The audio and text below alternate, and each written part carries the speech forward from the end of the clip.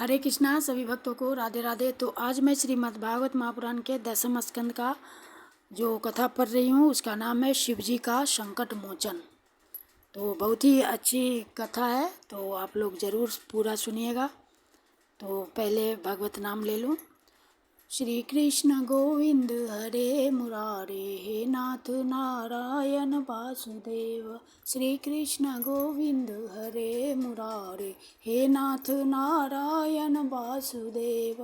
हे नाथ नारायण वासुदेव, हे नाथ नारायण वासुदेव। श्री कृष्ण गोविंद हरे मुरारे, हे नाथ नारायण वासुदेव। हरे कृष्णा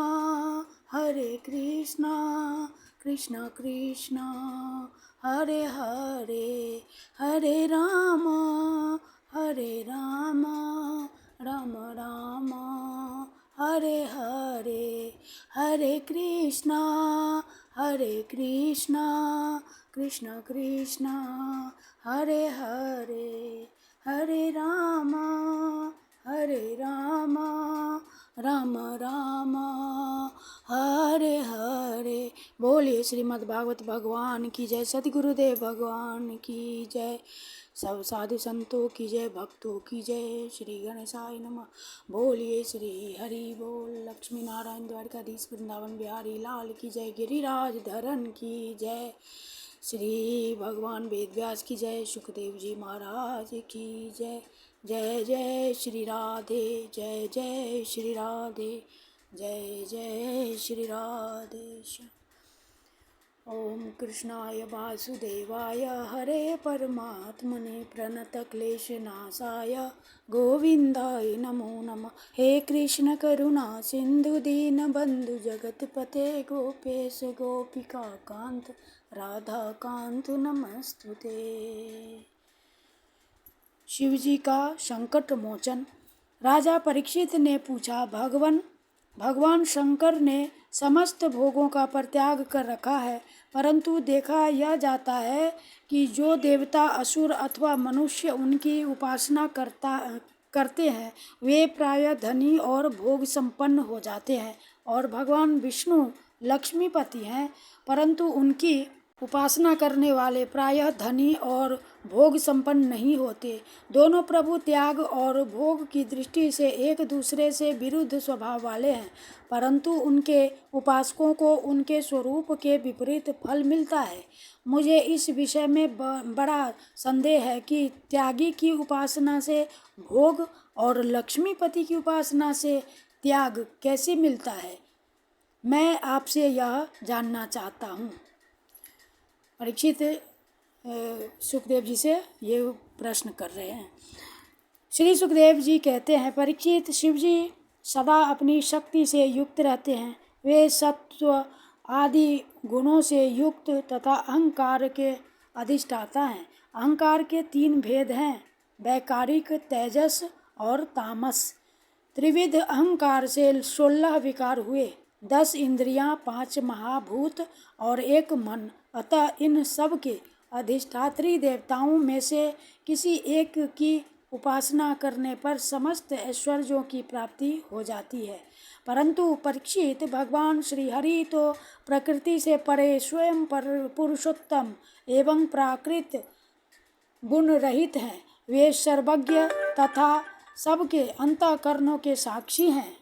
जो उनका भजन करता है वह स्वयं भी गुणातीत हो जाता है। परीक्षित, जब तुम्हारे दादा धर्मराज युधिष्ठिर अश्वमेध यज्ञ कर चुके, तब भगवान से विविध प्रकार के धर्मों का वर्णन सुनते समय उन्होंने भी यही प्रश्न किया था। परीक्षित, भगवान श्री कृष्ण सर्वशक्तिमान परमेश्वर हैं।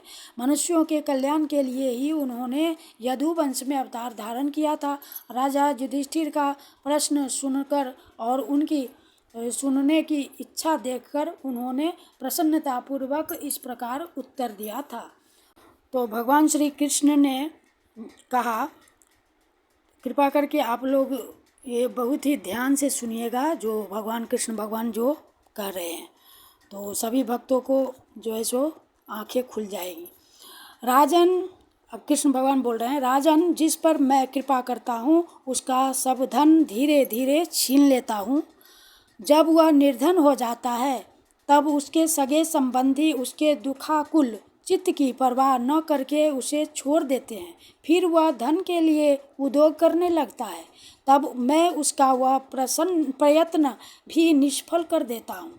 इस प्रकार बार बार असफल होने के बाद जब धन कमाने से उसका मन विरक्त हो जाता है, उसे दुख समझकर वह उधर से अपना मुंह मोड़ लेता है और मेरे प्रेमी भक्तों का आश्रय लेकर उनसे मेल जोल करता है। तब मैं उस पर अपनी अहेतुक कृपा की वर्षा करता हूँ। मेरी कृपा से उसे परम सूक्ष्म अनंत सच्चिदानंद स्वरूप पर ब्रह्म की प्राप्ति हो जाती है। इस प्रकार मेरी प्रसन्नता, मेरी आराधना बहुत कठिन है। इसी से साधारण लोग मुझे छोड़कर मेरे ही दूसरे रूप अन्य अन्य देवताओं की आराधना करते हैं। दूसरे देवता आशुतोष हैं, वे झटपट पिघल पड़ते हैं और अपने भक्तों को साम्राज्य लक्ष्मी दे देते हैं। उसे पाकर वे उच्छृंखल, प्रमादी और उन्मत्त हो उठते हैं और अपने वरदाता देवताओं को भी भूल जाते हैं तथा उनका तिरस्कार कर बैठते हैं। अब श्री सुखदेव जी कहते हैं, परीक्षित, ब्रह्मा, विष्णु और महादेव ये तीनों शाप और वरदान देने में समर्थ हैं, परंतु इनमें महादेव और ब्रह्मा शीघ्र ही प्रसन्न या रुष्ट होकर वरदान अथवा शाप दे देते हैं, परंतु विष्णु भगवान वैसे नहीं हैं। इस विषय में महात्मा लोग एक प्राचीन इतिहास कहा करते हैं।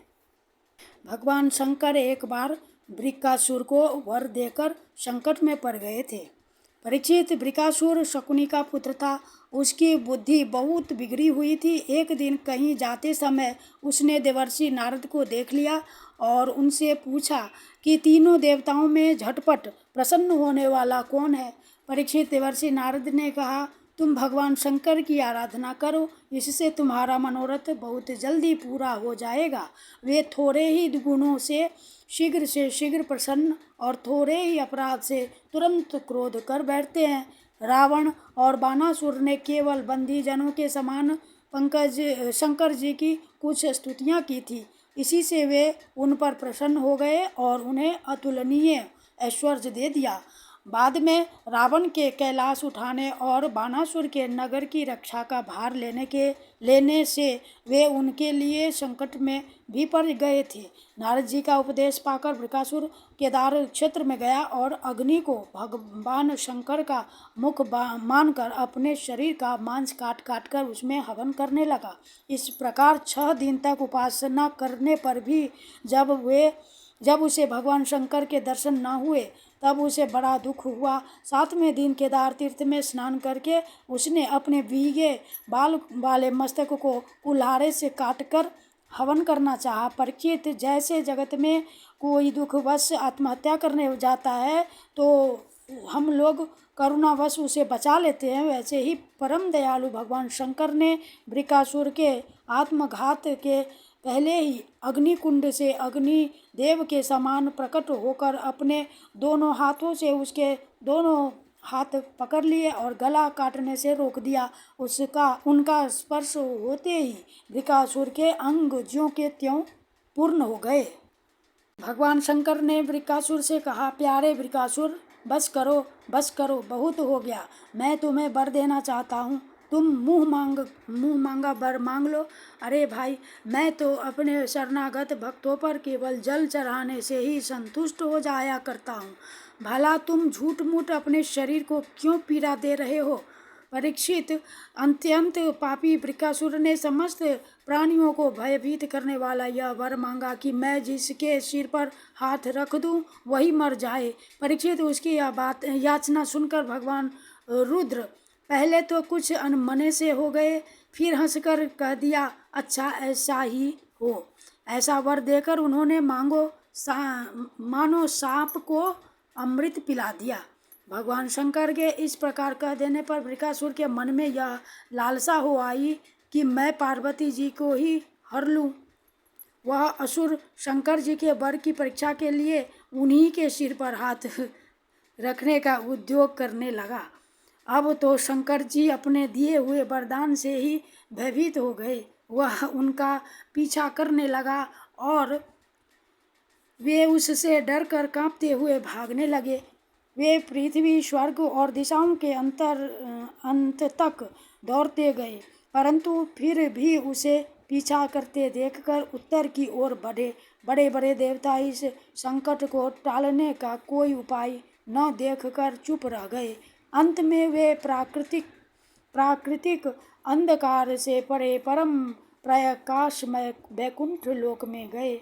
वैकुंठ में स्वयं भगवान नारायण निवास करते हैं। एकमात्र वे ही उन सन्यासियों की परम गति हैं जो सारे जगत को अभयदान करके शांत भाव में स्थित हो गए हैं। वैकुंठ में जाकर जीव को फिर लौटना नहीं पड़ता है। भक्त भयहारी भगवान ने देखा कि शंकर जी तो बड़े संकट में पड़े हुए हैं। तब वे अपनी योग माया से ब्रह्मचारी बनकर दूर से ही धीरे धीरे वृकासुर की ओर आने लगे। भगवान ने मुंज की मेखला, काला मृग चर्म, दंड और रुद्राक्ष की माला धारण कर रखी थी। उनके एक एक अंग से ऐसी ज्योति निकल रही थी मानो आग धधक रही हो। वे हाथ में कुश लिए हुए थे। वृकासुर को देखकर उन्होंने बड़ी नम्रता से झुककर प्रणाम किया। ब्रह्मचारी वेशधारी भगवान ने कहा, शकुनी नंदन वृकासुर जी, आप स्पष्ट ही बहुत थके से जान पड़ते हैं। आज आप बहुत दूर से आ रहे हैं क्या? तनिक विश्राम तो कर लीजिए। देखिए, यह शरीर सारे सुखों की जड़ है। इससे सारी कामनाएं पूरी होती हैं। इसे अधिक कष्ट न देना चाहिए।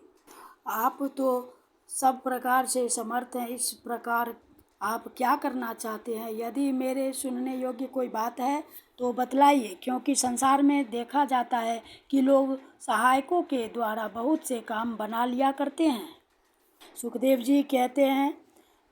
सुखदेव जी कहते हैं, परीक्षित, भगवान के एक एक शब्द में अमृत बरस रहा था।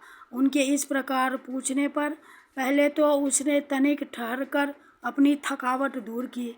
उसके बाद क्रमशः अपनी तपस्या, वरदान प्राप्ति तथा भगवान शंकर के पीछे दौड़ने की बात शुरू से कह सुनाई। श्री भगवान ने कहा, अच्छा ऐसी बात है, तब तो भाई हम उसकी बात पर विश्वास नहीं करते। आप नहीं जानते हैं क्या? वह तो दक्ष प्रजापति के शाप से पिशाच भाव को प्राप्त हो गया है। आजकल वही प्रेतों और पिशाचों का सम्राट है। दानवराज, आप इतने बड़े होकर ऐसी छोटी छोटी बातों पर विश्वास कर लेते हैं। आप यदि अब भी उसे जगत गुरु मानते हो और उसकी बात पर विश्वास करते हो तो झटपट अपने सिर पर हाथ रख कर परीक्षा कर लीजिए। दानव शिरोमणि, यदि किसी प्रकार शंकर की बात असत्य निकले तो उस असत्यवादी को मार डालिए, जिससे फिर कभी वह झूठ न बोल सके। परीक्षित, भगवान ने ऐसी मोहित करने वाली अद्भुत और मीठी बात कही कि उसकी विवेक बुद्धि जाती रही। वह उस दुर्बुद्धि ने भूल कर अपने ही सिर पर हाथ रख लिया। बस उसी क्षण उसका सिर फट गया और वह वहीं धरती पर गिर पड़ा, मानो उस पर बिजली गिर पड़ी हो। उस समय आकाश में देवता लोग जय जय, नमो नमः, साधु साधु के नारे लगाने लगे। पापी वृकासुर की मृत्यु से देवता, ऋषि, पितर और गंधर्व अत्यंत प्रसन्न होकर पुष्पों की वर्षा करने लगे और भगवान शंकर उस विकट संकट से मुक्त हो गए। अब भगवान पुरुषोत्तम ने भय युक्त शंकर जी से कहा, हरे कृष्णा, भय मुक्त शंकर जी से कहा कि देवाधिदेव, बड़े हर्ष की बात है कि इस दुष्ट को इसके पापों ने ही नष्ट कर दिया। परमेश्वर, भला ऐसा कौन प्राणी है जो महापुरुषों का अपराध करके कुशल से रह सके? फिर स्वयं जगत गुरु विश्वेश्वर आपका अपराध करके तो कोई कुशल रह ही कैसे सकता है? भगवान अनंत शक्तियों के समुद्र हैं। उनकी एक एक शक्ति मन और वाणी की सीमा के परे हैं।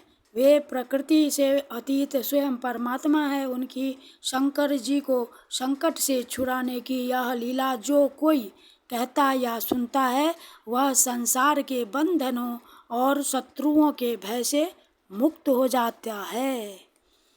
इति श्रीमद्भगवते महापुराणे परमहंस्यां संहितायां दशमस्कन्धे उत्तरार्धे रुद्रमोक्षणं नमाष्टाशीतितमो अध्यायः।